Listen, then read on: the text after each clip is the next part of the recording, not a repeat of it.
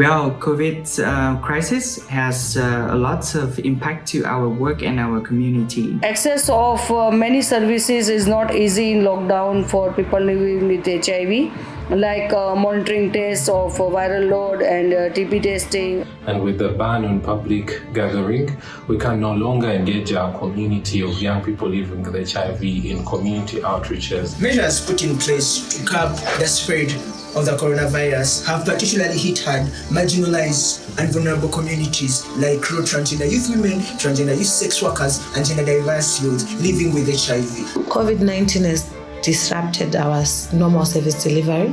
That's where to come up with creative ways in order to ensure that we continue to provide the needed services. Our counseling approaches have gone to include WhatsApp counseling over Skype. The fight for art retention for PMTC mother who cannot access health facility during COVID-19 pandemic lockdown continues.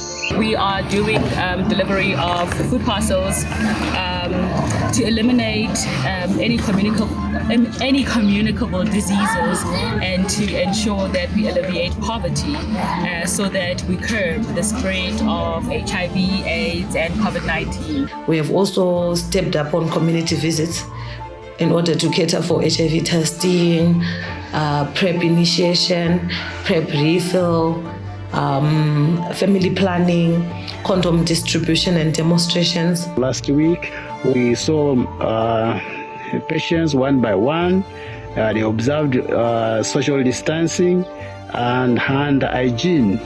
And we made sure we gave them medicines to last for at least 3 months, which is not the usual thing.